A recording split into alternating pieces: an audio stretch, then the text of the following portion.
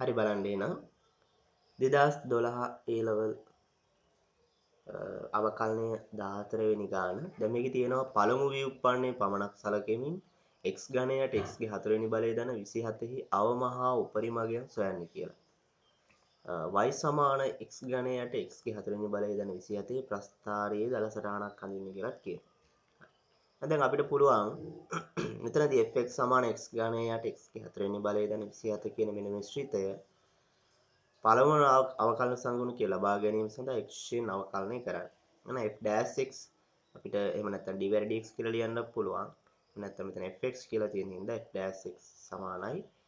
අපි දන්නවා සිත දෙක බෙදීමක් වශයෙන් තියෙද්දී අවකලනය කරද්දී යට සිතේ වතාවක් උඩ සිතේ අවකලනය අඩු කිරීම උඩ සිතේ වතාවක් යට සිතේ අවකලනය. ඒ අනුව අපිට ලියන්න පුළුවන් මොකද්ද යට සිතේ x ගේ 4 වෙනි බලය දන 27යි උඩ සිතේ x ඝනයේ අවකලනය 3 ඉස්සරහට එනවා 3x වර්ග ඍණ උඩ සිතේ වතාවක් යට සිතේ අවකලනය කියලා ගත්තාම මොකද්ද x ගේ 4 වෙනි බලය 4 ඉස්සරහට ඇවිත් 4x ඝනය වෙනවා 4 එකක් අඩු වෙනවා 27 අවකලනයේ බිඳුවයි යට සිතේ මොකද්ද වෙන්නේ වර්ග වෙනවා. හරි මේ විදිහට තමයි එතකොට බෙදීමකදී අවකලනය කරන්නේ.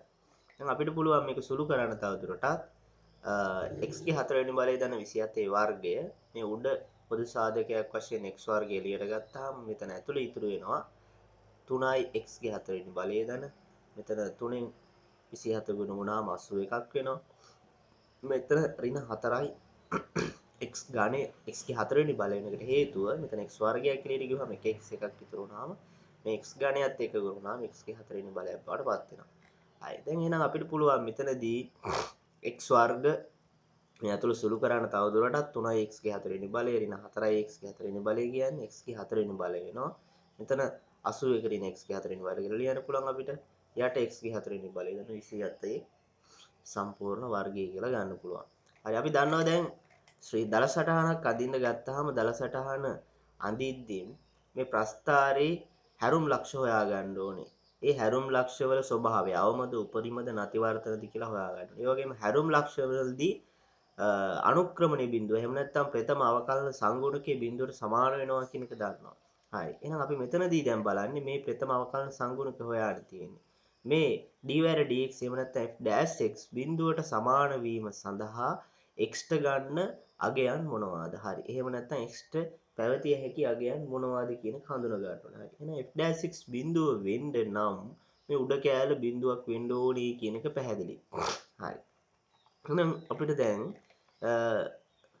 ඒ සඳහා x සමානයි බිඳුව වීම තුලත් මේ f'(x) බිඳුව වෙන්න පුළුවන්. එහෙම නැත්නම් 81 ඍණ x ගේ 4 වෙනි බලය කියන එක බිඳුවට සමාන වීම තුලත් මේ f'(x) බිඳුව වෙන්න පුළුවන්. ඒ අනුව x ගේ 4 වෙනි බලය සමානයි 81. x ගේ 4 වෙනි බලය සමානයි 3 4 වෙනි බලය කියලා ගත්තාම x සමානයි ධන හෝ ඍණ 3 කියලා අපිට ගන්න පුළුවන්. එහෙනම් x ගේ ධන හෝ ඍණ 3 කියන අගයන්ටත් මේ f'(x) බිඳුව වෙනවා කියන එක පැහැදිලි. ඒ වගේම x බිඳුවේදීත් f'(x) බිඳුව වෙනවා කියන එක පැහැදිලි. ඒ අනුව අපිට පැහැදිලි වර්තන ලක්ෂණ 1යි 2යි 3ක් තියෙනවා කියන එක අවබෝධ වෙන්න ඕනේ. හරි. ඊට පස්සේ y සමානයි අපි fx කියලා ගත්තොත් මෙතන දැන් මේ හැරුම් ලක්ෂ හරියටම දැන් x ගේ වටිනාකම අපි හැරුම් ලක්ෂ 3ක් තියෙනවා. ඒ x ගේ වටිනාකම් ටික අපි හොයාගත්තා. ඊට අදාළ y ගේ වටිනාකම් හොයාගන්න ඕනේ. හරි. එහෙනම් x බිඳුව විට fx එහෙම නැත්නම් y මොකක්ද කියන එක අපි බලමු. හරි. x බිඳුව විට අර අපි මුලින්ම ගත්ත ශ්‍රිතය මෙන්න මෙයාගේ fx ගේ මෙන්න මෙයාගේ x බිඳුව ආදේශ කරපුවාම fx ට එන්නේ බිඳුවයි. ඒ කියන්නේ y බිඳුවයි කියන එක පැහැදිලි.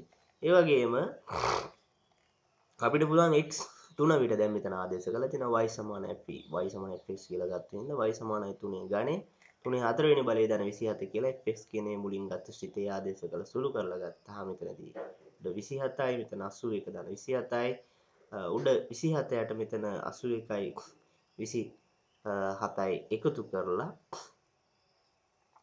අපිට පුළුවන් සුළු කරලා 100 මෙතන එනවා 108ක් කියලා. එතකොට 27ට 108යි සුළු කරපුවම 4න් එකක් කියලා අපිට අරගන්න පුළුවන්. ඒ විදිහටම x සමානයි ඍණ 3 ආදේශ කරපුවාම ඍණ 3 ඝනය ඍණ 3 4 වෙනි බලය දන 27යි. මෙතන එතකොට උඩ ඍණ 81ක් එනවා. යට 81 දන 27ක් එනවා. එහෙනම් 27ට ඍණ 108 ඍණ 4න් එකක් කියලා එනවා. නම් දැන් අපිට පැහැදිලි වර්තන ලක්ෂ තුනක් තියෙනවා. බිඳුව බිඳුවේදී හැරුම් ලක්ෂයක් පවතිනවා. 3 4 එකේදී හැරුම් ලක්ෂයක් පවතිනවා. ඍණ 3 ඍණ 4 එකේදී හැරුම් ලක්ෂයක් පවතිනවා. හරි. දැන් ඒක හරි. දැන් වර්තන ලක්ෂ ටික හඳුනාගත්තා. ඒ වගේම දැන් අපිට ප්‍රස්ථාරයක් හරිද මේ ප්‍රස්ථාරය අපි දැන් ඇඳලා තියෙන්නේ මෙතන. දැන් මෙතනදී මේ ප්‍රස්ථාරයේ මෙන්න මේ හැරුම් ලක්ෂ මේවා ටික තමයි හොයාගත්තේ. මේ ඍණ 3 ඍණ 4 එකේදී හැරෙනවා. බිඳුව 4 බිඳුව බිඳුවේදී හැරෙනවා. 3 4 එකේදී හැරෙනවා. එතකොට තාම මේ ඇදලා නැහැ. මේ ඇදපු එක පෙන්නන්නේ. එතකොට මෙතනදී දැන් අපි හොයාගන්න ඕනේ මෙන්න මේ හැරුම් ලක්ෂ හොයාගත්ත පස්සේ x ගේ වටිනාකම් මෙන්න මේ ඍණ අනන්තය කරා යද්දී මොකද්ද වෙන්නේ? x ගේ වටිනාකම් ධන අනන්තය කරා යද්දී මොකද්ද වෙන්නේ කියන හොයාගන්න ප්‍රස්තාරය දෙන්නේ. ඒ වගේම මේ ලක්ෂ වලට දෙපැත්තේ දැන් මේක මෙතන අවමයක් ඇවිදින් තියෙනවා. මේ අවමය එනවා කියන එක පෙන්වන්න ඕනේ. ඒ කියන්නේ මේ ලක්ෂයට දෙපැත්තේ මේ වර්තන ලක්ෂයේ ස්වභාවය හොයාගන්න. මෙතන වර්තන ලක්ෂයේ ස්වභාවය, මෙතන වර්තන ලක්ෂයේ ස්වභාවය. අවමද උපරිමද එහෙම නැත්නම් නැති වර්තනද කියන එක හඳුනා ගන්න ඕනේ. හරි. අපි දැන් මෙතනදී x අනන්තය කරා යද්දී මොකද්ද මේ ශ්‍රිතේට වෙන්නේ කියන එක බලමු ඉස්සල්ලාම. x ඍණානන්තය කරා යද්දී fx ට වෙන්නේ මොකද්ද? ශ්‍රිතේට වෙන්නේ මොකද්ද? ඒ x ඍණානන්තය කරා යද්දී අපි දන්න x ඝනයට x 7 ගේ 4 වේ බලය දන්න 27යි. ඒතර අපිට මෙතන ලියන්න පුළුවන් x ඍණානන්තය කරා යද්දී අපි පහසුවට අපි දාන්නවා සීමාවේදී ඉගෙන ගන්නවා සීමාව පාඩමට අදාළව අනන්තය කරා යවද්දී අනන්තය බෙදීම අනන්තයක් වගේ යන අවස්ථාවලදී මෙන්න මේ වගේ නායක පද අපි එළියට ගන්නවා. එතකොට මෙතනදී x ඝනය මෙතන x ගේ 4 වෙනි බලය මෙතන එළියට ගත්තාම 1/27ට x ගේ 4 වෙනි බලය. දැන් මෙතන x ඝනයයි මේ කපලා දාපුවාම අපිට 1යට x 1/27ට x ගේ 4 වෙනි බලය කියලා එනවා. දැන් මෙන්න මෙයාලව අනන්තය කරා යවපුවාම අපිට පැහැදිලි මේ 27ට x ගේ 4 වෙනි බලය මෙතන x ගේ 4 වෙනි බලයට අනන්තය ආදේශ කරපුවාම අපිට මෙතන එන්නේ මොකද්ද බිඳුවක් කියන එක පැහැදිලි. එහෙනම් උඩ 1යි මෙතන 1යි. එක දර බිඳුව කියන්නේ 1යි. මෙතන ඍණානන්තය දාපුවාම 1යට ඍණානන්තය කියන්නේ බිඳුවයි. හැබැයි ඍණ පැත්තෙන් තමයි බිඳුවට ආසන්න. මොකද ඍණානන්තය ආදේශ කරපු නිසා. ওই විදිහටම අපිට පුළුවන් x ධනානන්තය කරා යද්දී මොකද්ද වෙන්නේ කියලා බලන්න. මෙතනදී fx x ඝනයට x ගේ 4 වෙනි බලය දන 27යි. එතනත් අපිට පුළුවන් මේ විදිහට x ගේ 4 වෙනි බලය එළියට ගත්තාම 1/27ට x 4 x ගේ 4 වෙනි බලය. මෙතන කැපිලා යනවා. එහෙනම් 1යට x. මෙතනදී ධනානන්තය කරා යද්දී මෙතන බිඳුවක් වෙනවා. 1 ධන බිඳුව කියන්නේ 1යි උඩ 1යි. මෙතන අනන්තය දාපුවාම බිඳුවට ධන පැත්තෙන් ආසන්න වෙනවා කියන එක පැහැදිලි. හරි. දැන් එහෙනම් ඒක හොයාගත්තට පස්සේ අපි එතන යටින් කරලා දෙන මේ ලකුණු පරීක්ෂා කිරීම. දැන් මෙතනදී f'(x) ගත්තාම x ගේ වර්ග 81 ඍණ x ගේ 4 වෙනි බලය යට x ගේ 4 වෙනි බලය එතන 27 සම්පූර්ණ වර්ගය තමයි අපිට f'(x) ට ආවේ. ප්‍රථම අවකලන සංගුණිකය. දැන් ලකුණු පරීක්ෂා කරද්දී අපි කරන්නේ එහෙම නැත්නම් අනුක්‍රමණය මේ වර්තන ලක්ෂණ වලට දෙපැත්තේ අනුක්‍රමණ ස්වභාවය එහෙම නැත්නම් මේ ප්‍රථම අවකලන සංගුණකයේ ධනද ඍණද කියන එක හඳුනා ගැනීම කරන්නේ මේ අගයන් ආදේශ කරමින්. හරි. දැන් අපිට පුළුවන් එහෙනම් ඍණ 3ට වඩා අඩු අගයන් x කි මේ ඍණ 3ට වඩා අඩු අගයන් මේ ආදේශ කරපුවාම මේ අනුක්‍රමණයට මොකද ඍණ 3ට වඩා අඩු අගයක් ආදේශ කරොත් පොඩ්ඩක් කල්පනා කරලා බලන්න යට ගැන හිතන්න අවශ්‍ය නැහැ යට කොහොමද පිළිතුර දාන්න. මෙතන වර්ගයක් තියෙන හින්දා මොනවා කියන්න ආදේශ කරා. හරි. මෙතනදී ඍණ 3ට වඩා අඩු වගේක් ඍණ 1000ක් වගේ නිකන් හිතමු. ඍණ මෙතන දාපුවාම මෙතන 4 වෙනි බලයක් තියෙන කොහොමත් එතකොට මෙතන එන්නේ ධන උත්තරයක් කියන එක පැහැදිලි 4 වෙනි බලයක් තියෙන නිසා. නමුත් ඉස්සර ඍණ තියෙන නිසා ඉදිරියේ ඍණ තියෙන නිසා මෙතන උඩ මෙතන පිළිතුර ඍණ පිළිතුරක් වෙන්න ඕනේ කියන එක පැහැදිලි. මෙතන ගැටලුවක් නැහැ මොනවා කියන්නේ දැම්මත් ධන පිළිතුරක් එන්න ඕනේ වර්ගයක් තියෙන නිසා. හරි. එහෙනම් ධන ඍණ ඒ අනුව අවසාන පිළිතුර ඍණ වෙනවා කියන එක පැහැදිලි. මේ උඩ ගැන අපිට හිතලා නේ. හරි. මෙතන අනුක්‍රමණයේ බිඳුව එහෙනම් මෙතන අනුක්‍රමණයේ ධන අනුක්‍රමණයේ ඍණ මෙතන අනුක්‍රමණයේ බිඳුවයි. මෙතන ඊට පස්සේ ඍණ 3ට වඩා වැඩි ඍණ 3ට වඩා වැඩි බිඳුවට අඩු වගේ මේ අතර අගයන් ආදේශ කරලා බලමු. හරි. මේ අතර අගයක් අපි නිකන් හිතමු ඍණ 2 වගේ ඍණ 2 වගේ දැම්මොත් මෙතන මෙතන ඍණ 2 ආදේශ කරොත් ඒ ධන උත්තරයක් මෙතන ලැබෙන්නේ. නමුත් ඉදිරියේ ඍණ තියෙන කියන්නේ නමුත් මෙතන ආගේට වඩා මෙතන වටිනාකම අඩුයි සුළු වුණාම. ඒ අනුව මෙතන පිළිතුර ධන පිළිතුරක්. මෙතන කොහොමද ධන? ඒ අනුව ධන ගුණ කියන්නේ ධන පිළිතුර කියන්නේ ධන අනුක්‍රමය. මේ බලන්න ඍණ අනුක්‍රමණයක් අනුක්‍රමණයේ බිඳුවයි අනුක්‍රමණයේ ධන. කියන්නේ මෙතනදී නිර්මාණය වෙන්නේ අවමයක් කියන එක පැහැදිලි මේ ඍණ 3ේදී. ඍණ 3 ලක්ෂිත. හරි මේ බලන්න ලස්සනට ඇවිදින් තියෙන ඍණ 3ේදී අවමයක්. ඒක අපි චුට්ටක් කොහොම දා ගන්නවද? හරි. ඊට පස්සේ x සමානයි බිඳුවේදී අනුක්‍රමණයේ බිඳුවක් කියන එක පැහැදිලි. දැන් මෙතන අපිට පුළුවන් බිඳුවට වඩා වැඩි 3ට වැඩිය කියන්නේ 3ට අඩුව කියන්නේ ආදේශ කරලා ඊළඟට බලන්න. මෙතන අපි ලක්ෂණ පරීක්ෂා කරන්නේ. බිඳුවට වඩා වැඩි 3ට අඩුව කියන්නේ මේ අතර අගයන්. ඒ අතර අගයන් ගත්තාම අපිට සාමාන්‍ය එක වගේ දාපුවාම මෙතනදී පැහැදිලි ධන උත්තරයක් එන්නේ. ධන පිළිතුරක් ලැබෙන්නේ. එහෙනම් මෙතනදී මේ බලන්න ධනේ ඉඳන් ධනට ධන නැති වර්තනය. මෙතන ධන නැති වර්තනය. නේ ලස්සනට අපිට එකක් පේන මේ පැත්තට. ධන නැති වර්තනයක් මෙතන තියෙන්නේ කියලා හඳුනා ගන්න පුළුවන්. මොකද අනුක්‍රමණය ධන අනුක්‍රමණය බිඳුව අනුක්‍රමණය ධන. ඊට පස්සේ x සමානයි 3ේදී මෙතන ස්වභාවය හඳුනා ගන්න අපිට පුළුවන් 3ට වඩා වැඩි අගයන් x ආදේශ කරන්න. නිකන් 1000ක් විතර ධන 1000ක් විතර මෙතන දාපුවා. මෙතන ලැබෙන්නේ ඍණ පිළිතුරක් කියන එක පැහැදිලි. එහෙනම් ධන අනුක්‍රමණයක් ඊළඟට ඍණ අනුක්‍රමණයක් ධන ඍණ ගුණ වුණාම අපිට ලැබෙන්නේ ඍණ අනුක්‍රමණයක්. ආයෙනම් මෙතනදී අපිට පැහැදිලි ධන අනුක්‍රමණයක් අනුක්‍රමණයේ බිඳුවයි නැවත ඍණ අනුක්‍රමණයක් කියන මෙතනදී උපරිමයක් නිර්මාණය වෙන්නේ කියන එක පැහැදිලි. හරි. එහෙනම් පැහැදිලි ඇති කියපු කතාව. දැන් මෙතනදී එහෙනම් අවමයක් මෙතන ධන නැති වර්තනයක් මෙතන අනුක්‍රමණය මෙතන ඇවිල්ලා මොකද්ද මේ උපරිමයක් කියන එක පැහැදිලි. හරි. දැන් එහෙනම් අපි අතන මුලින් දැනගත්තා මේ x ඍණානන්තේ කරා යද්දී බිඳුවට ආසන්න වෙනවා ඍණ පැත්තේ. x ධනානන්තේ කරා යද්දී බිඳුවට ආසන්න වෙනවා ධන පැත්තේ නේ. x ඍණානන්තේ කරා යද්දී බිඳුවට ආසන්න වෙනවා ඍණ පැත්තේ. මෙතන දැන් අපි දන්නවා මොකද්ද? අවමයක් නේ. මෙන්න අවමේ යා කරලා මෙතන x ඍණානන්තේ කරා යද්දී බිඳුවට ආසන්න වෙනවා ඍණ පැත්තේ. හරි මෙතන ධන නැති වර්තනයක්. මෙයාලා ව්‍යා කරන්න පුළුවන් දැන් මෙහෙම වෙවදී. එහෙම වෙවදී මෙතන උපරිමයක් කියන මේ පැත්තට එනවා. ඔහොම එනවා. ඔහොම වෙවදී මෙතනදී මොකද්ද? x ධනානන්තේ කරා යද්දී මෙයා බිඳුවට ආසන්න. ඒකට මේ ඉරේ ගෑවෙන්නේ ස්පර්ශමුඛ ආකාරයෙන්. හරි.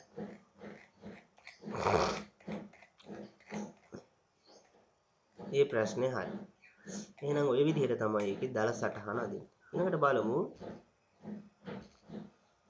ඊළඟ කොටස.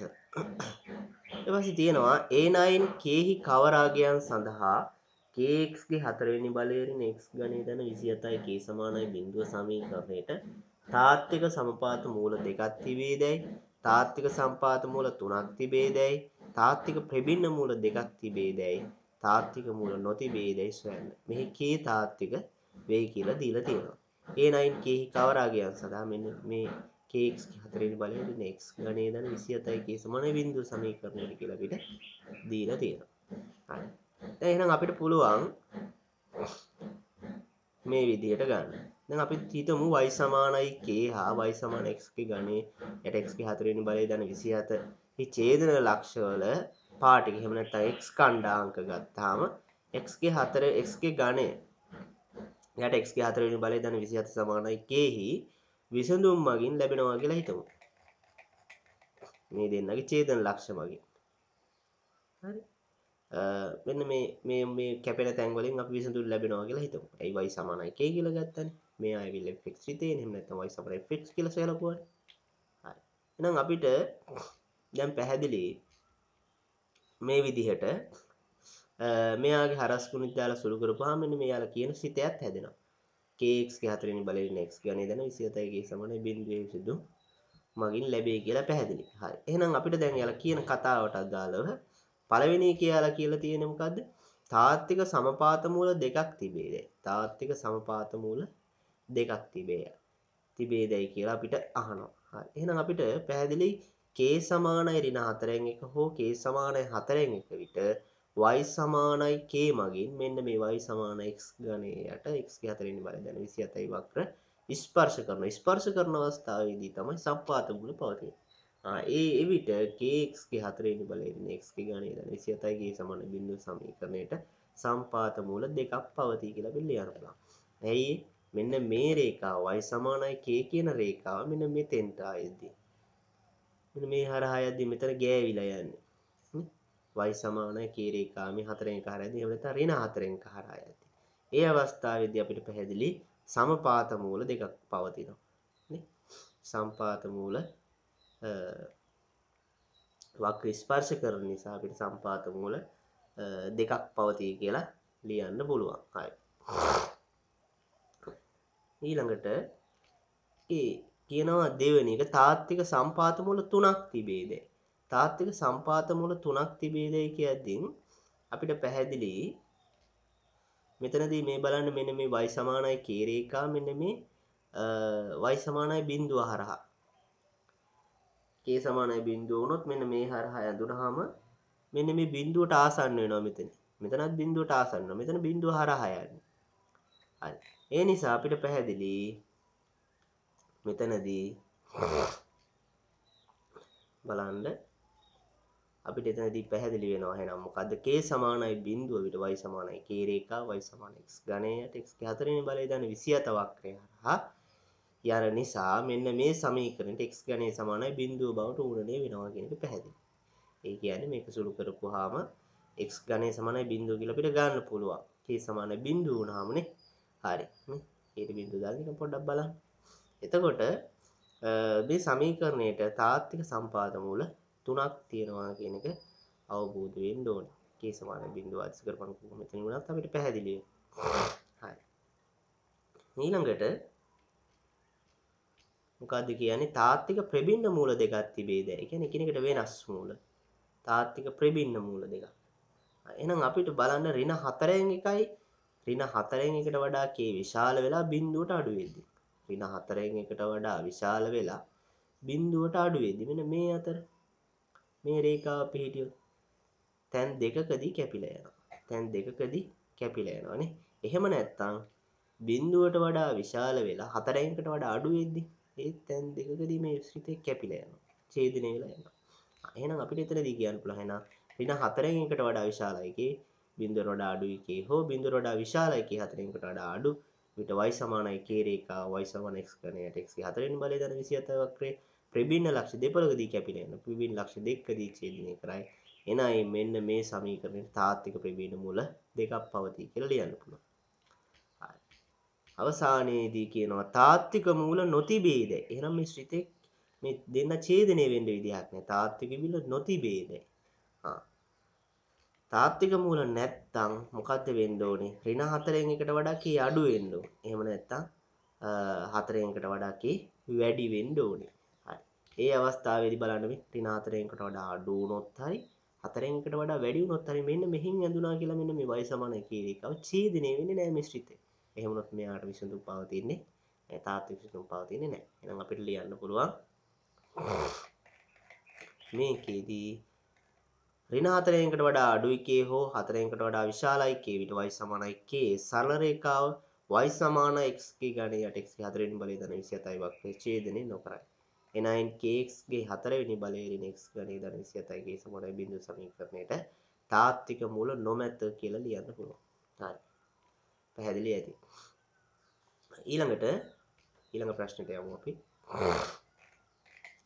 B කොටසේ තියෙනවා AB සමානයි සිම්පල් A හා BC සමානයි සිම්පල් B සහිත ABCD ඍජු කෝණාශ්‍රයක් සලකමු. P යනු CD මත විචලනය විය හැකි ලක්ෂයක් යයි ගනිමු. AP ධන PB හි දිග LX වෙයි. මෙහි DP සමාන x වෙයි. LX සමාන x වර්ග ධන B වර්ගයේ වර්ගමූල ධන A ඍණ x ගේ වර්ගය ධන B වර්ගයේ වර්ගමූල බව පෙන්වන්න. LX අවම දිග හා මෙම අවම දිගට අනුරූප P හි පිහිටුම CD මත සොයන්න. LX උපරිම දිගද සොයන්න කියලා තියෙනවා. හරි. දැන් එතකොට මෙන්න මේ විදිහේ කතාවක් කියන්නේ. දැන් ඍජු කෝණාශ්‍රයක් ABCD කියන ඍජු කෝණාශ්‍රයේ මේ DC කියන රේඛාව මත නැත්නම් CD කියන රේඛාව මත P ලක්ෂය පිහිටලා තියෙනවා කියලා කියනවා. නේ? P ලක්ෂය පිහිටලා තියෙනවා කියලා කියනවා. විචලනය විය හැකි ලක්ෂයක් වෙනස් කරන්න පුළුවන්. AP ධන PB හි දිග LX වේ. AP ධන PB ගේ දිග. AP ධන PB ගේ දිග කියන්නේ මෙන්න මෙයා. AP ධන PB ගේ මෙන්න මේ දිග LX ට සමාන වෙනවලු. එතකොට අපිට කියනවා මොකද්ද?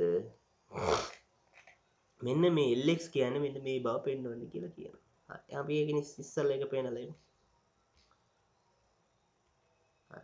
අපිට එහෙනම් පුළුවන් මෙතනදී දැන් මේ විදිහට ගන්න රූප සටහන AB BC මෙන්න මේ පැත්ත සිම්පල් A මේ පැත්ත සිම්පල් B වෙනවා. ඕකේ ලකුණු කරලා මේකේ සිම්පල් B කියලා අපිට දීලා තියෙනවා. මේ පැත්ත BC පාදේ AD පාදේ එහෙම නැත්තම් හරි. එතකොට මේ මෙතන x කියලා අපි ගත්තොත් DP x කියලා ගත්තොත් මේ PC A ඍණ x වෙනවා. ගැටලුවෙම දීලා තියෙන්නේ. මේ බලන්න DP x වෙයි කියලා. හරි. ඒ අනුව අපිට මෙතනදී මේ BC simple B AB simple A. හරි. ඒට වඩා B අඩුයි කියලා දීලා දෙනවා. එයා ඒ කියන්නේ මෙයා පළල වෙන්න ඕනේ. මෙයා දිග වෙන්න ඕනේ. හරි. ඒ අනුව මෙතනදී අපිට පුළුවන් මෙන්න මේ විදිහට ගන්න. හරි. දැන් අපිට එන්න පුළුවන් මෙයා සිම්පල් A. මෙතනදී A ඍණ x කියලා ලියන්න පුළුවන් මෙයා x නිසා මේ පැත්ත සිම්පල් B. එහෙනම් අපිට දැන් මෙතනදී AP දැන PB හොයාගන්න මෙන්න මේක ඍජු කෝණාශ්‍රයක් නිසා මේ මෙතන මේ ඍජු කෝණික ත්‍රිකෝණය සලකලා පයිතකර සම්බන්ධය තුලින් අපිට ලියන්න පුළුවන් මොකද මේ AP පාදයේ දිග කොහොමද මෙන්න මේ AE පාදයේ වර්ගය ධන EP පාදයේ වර්ගයේ එකතු වේ වර්ගමූලයෙන් අපිට මෙන්න මේ පාදේ එනවනේ දිග. ඒ වගේම මේ පාදේ ගන්න පුළුවන් PB පාදේ ගන්න පුළුවන්. කොහොමද EB පාදයේ වර්ගය ධන EP පාදයේ වර්ගයේ එකතු වේ වර්ගමූලේ මෙන්න මේ පාදේ ගන්න පුළුවන් පයිතගොරස් සම්බන්ධයට අනුව. හරි. එහෙනම් AE කියන්නේ කවුද? x. x වර්ග ධන EP කියන්නේ මේ පැත්ත සිම්පල් B නේ. එහෙනම් B වර්ග වර්ගමූල හරි. ධන EB කියන්නේ A ඍණ x. A ඍණ x ගේ වර්ගය ධන මෙතන EP කියන්නේ B වර්ග ධන B වර්ග. එහෙනම් වර්ගමූල. හරි. එහෙනම් x වර්ග ධන B වර්ග වර්ගමූල ධන A ඍණ x ගේ වර්ගය ධන B වර්ගේ වර්ගමූල කියන එකෙන් LX ඔන්න අපිට ගන්න පුළුවන් එයා තමයි ඉස්සලා පෙන්නන්නේ කියලා තියෙනවා. ඊට පස්සේ LX අවම දිග හා මෙම අවම දිගට අනුරූප P හි පිහිටුම CD මත සොයන්න කියලා කියනවා. එහෙනම් අපිට මෙයාව x විසින් දැන් අවකලනය කරන්න වෙනවා. අවම දිග හොයන්න. හරි. දැන් අපි කරන්නේ මෙයාව x විසින් අවකලනය කරනවා. හරි. දැන් x විසින් අවකලනය කරපුවාම මෙතනදී අපි දන්නවා මෙයාගේ අවකලනය ගත්තාම වර්ගමූල ලකුණක අවකලනය එකයට දේවතාවක් එම වර්ගමූල ලකුණ සහිත සිතේ නැවත ලියන්න. එකයට දේවතාවක් මේ වර්ගමූල ලකුණ සහිත සිතේ ලිව්වා. ඇතුලේ අවකලනය ගත්තාම 2x වෙනවා. හරි. මේ දෙකට දෙකක් කපලා දාන්න පුළුවන්. හරි. එහෙම අපි තියාන මෙයාගෙත් ඒ විදිහටම කරමු.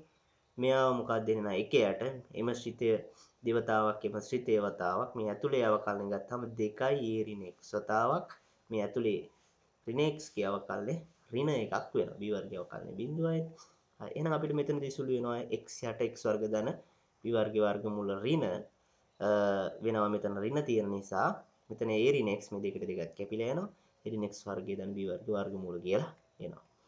හරි. ඊට පස්සේ මෙතනදී අපිට දැන් මේ දෙන්නයි කුඩාම පොදු ගුණාකාරය අරන් මේ දෙන්නයි කුඩාම පොදු ගුණාකාරය අරන් අපිට පුළුවන්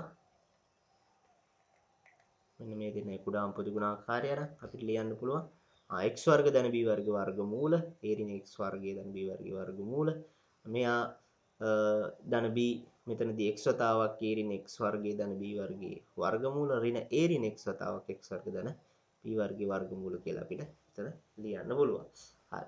දැන් මෙතනදී අපි දන්නවා එහෙනම් dlx යට dx බිඳුව එහෙම නැත්නම් වර්තන ලක්ෂ හැරුම් ලක්ෂ වලදී සිදු වෙන්නේ කොතනද කියලා අපිට හොයාගන්න මෙන්න මේ dlx යට dx බිඳුවට සමාන කරන්න ඕනේ. හරි. ආ බිඳුව වෙන්නේ මොන x ගේ වටිනාකමද කියලා හොයාගන්න ඕනේ. මෙයා බිඳුව වෙන්න නම් මේ උඩ බිඳුව වෙන්න ඕනේ.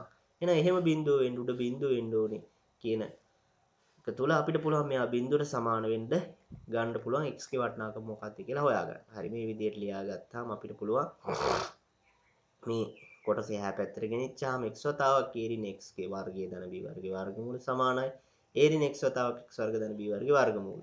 දැන් දෙපැත්තම වර්ග කරමු වර්ගමූල ලකුණු අයින් කරන්න. x වර්ග වතාවක් අර වරහන් ඇතුලේ a ඍණ x ගේ වර්ගය ධන b වර්ග සමාන a ඍණ x වර්ගයේ x වර්ග ධන b වර්ග වර්ගුණා. හරි. එහෙනම් මෙතන x වර්ග a ඍණ x වර්ගයේ ධන x වර්ග b වර්ග කියලා අපිට මේ පැත්තේ මේක සුළු කරගන්න පුළුවන්. මේ ඇතුළට ගුණ වුණාම මේ පැත්තේ a ඍණ x වර්ග x වර්ග වතාවක් a ඍණ x ගේ සම්පූර්ණ වර්ගය. මේ ඇතුළට ගුණ වුණාම මෙතන a ඍණ x ගේ සම්පූර්ණ වර්ගය වතාවක් b වර්ගය. මේ කොටස් දෙක සමානයි.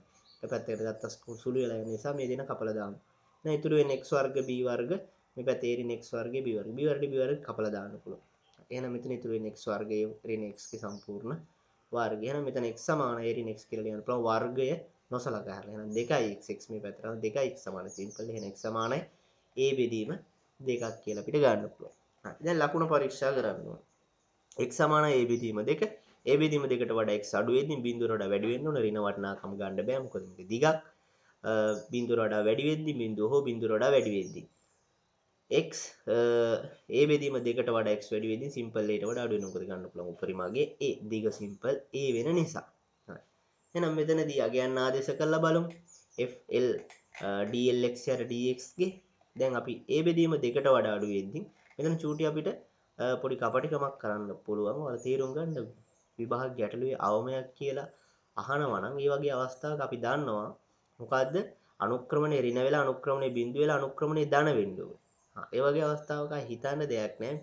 මේ විදියට පොඩ්ඩක් ලියලා ඒක පෙන්වන්න ඕන නිසා අපිට පුළුවන් මේ විදියට අනුක්‍රමණය ඍණ ඊට පස්සේ බිඳුව අනුක්‍රමණය ධන කියලා දාන්නත්. එහෙම නැත්නම් දැන් මෙතන පැටලෙනවා වගේ තියෙනවා නම් එයාලා අවමයක් කියලා පෙන්වන්න තියෙන නිසා අවමයක් කියන එක අපි එන මේ ලකුණු පරීක්ෂා කිරීම සිදු කරන්න ඕන හරියට. හරි. ආදේශ කරමින් සුළු කරලම ගන්න අවශ්‍යතාවයක් නැහැ. එහෙම අහලා තියෙනවා නැතිනම් ඉතින් දීලා නැත්නම් අපි ඒක අනිවාර්යෙන් ගන්න ඕනේ. හරි. එහෙනම් මෙතනදී a බෙදීම 2ට වඩා අඩු වගයන් මෙතන ආදේශ කරපුවාම මෙතන එන්න ඕනේ ලකුණ. මොකද මේ යට කොහොමත් පරීක්ෂා කරලා වැඩක් නැහැ. ධන උත්තර එන්නේ. උඩ පරීක්ෂා කරපුවාම අපිට පැහැදිලි a බෙදීම 2ට වඩා අඩු වගයක් දානවා කියන්නේ මෙතනදී එන්න ඕනේ ලකුණ ඍණ ලකුණක් කියන්නේ dlx යට dlx යට dx මෙතන dlx යට dx වෙන්න ඕනේ. ඊළඟට මෙතනදී a බෙදීම 2කට වඩා වැඩි a බෙදීම 2කට වඩා අඩු වගයන් ආදේශ කරපුවාම මෙතන ආදේශ කරලා අපිට බලන්න පුළුවන්. මේකේ ආදේශ කරලා බලපුවාම අපිට ධන අනුක්‍රමණයක් එන්නේ. එහෙනම් අපිට පැහැදිලි අනුක්‍රමණය ඍණ අනුක්‍රමණය බිඳුව අනුක්‍රමණය ධන නිසා මෙතනදී මොකද්ද වෙන්නේ? අවමයක් නිර්මාණය වෙන්නේ. එහෙනම් අපිට ලියන්න පුළුවන්. එම නිසා x සමාන a බෙදීම 2 විට lx අවම වේ කියලා මෙතන එන්න ඕන dlx යට dx කියන එක මෙතන මේ අපි අවකලන සංගුණකයේ පරීක්ෂා කරන්න අවකලන සංගුණකයේ ලකුණ ළඟට මෙතනදී අපිට ඊට පස්සේ අවසානයේදී පැහැදිලි වෙනවා මොකද x සමාන a බෙදීම 2 වෙද්දී මෙන්න මේ lx කියන දිග අවම වෙනවා කියන එක. හරි. එහෙනම් lx අවම දිග වෙන්නේ දැන් a බෙදීම 2 ආදේශ කළා සුළු කරලා ලියන්න පුළුවන්. x වෙනුවට a බෙදීම 2 වර්ගයේ ධන 1 වර්ගයේ ධන මෙතන a ඍණ a බෙදීම 2 වර්ගයේ ධන b වර්ග. හරි මෙතන a වර්ගයට 4 ධන b වර්ග ධන a බෙදීම 4 වර්ගය වෙනවා. මොකද මෙතන සුළු වුණාම 2යි මෙතන a බෙදීම 2 වර්ගය නැවත a වර්ගයට 4ක් වෙන නිසා ධන මෙතන b වර්ග. මේක කුඩාම පොදු ගුණාකාරය අරගෙන අපිට සුළු කරපුවාම 2යි මෙතන මේ එකම කොටස් දෙකක් නිසා මෙතන සුළු වුණාම a වර්ග ධන 4යි b වර්ග යට කුඩාම පොදු ගුණාකාරය 2යි නිසා 2යි දේවතාවක් a වර්ග ධන 4යි b වර්ග වර්ගමූල කියලා ගන්න පුළුවන්. එකම කොටස් දෙකක් නිසා දෙකට දෙක කැපිලා යනවා. හරි එහෙනම් අවසානට අපිට ලියන්න පුළුවන් a වර්ග ධන 4යි b වර්ගයේ වර්ගමූල කියලා මෙන්න මේ lx යවම දිග. හරි ඊට පස්සේ යාලා අවසානට අහලා තියෙනවා lx උපරිම දිග සොයන්න කියලා. lx උපරිම දිගද සොයන්න කියලා. දැන් lx උපරිම වෙන්නේ මේ x බිඳුව වුණොත් කියන එක අපිට පැහැදිලි. මේ බලන්න මෙතනින් උනත් ඒක බැලුව හැකි. මේ x මේ x ට යම්කිසි වටිනාකමක් තිබුණොත් මේ a ගෙන් අඩු වෙලා තමයි සුළු වෙන්නේ. හැබැයි x බිඳුව වුණොත් x ගේ වටිනාකම අඩු වුණාම මේකේ වටිනාකම උපරිම වෙනවා. හරි. එහෙනම් මෙතනදී x බිඳුව වුණාම තමයි මෙයාගේ lx උපරිම වෙන්නේ. හරි. lx මේ x බිඳුව වෙන්නේ x බිඳුව වෙන්න නම් මොකද්ද වෙන්න ඕනේ?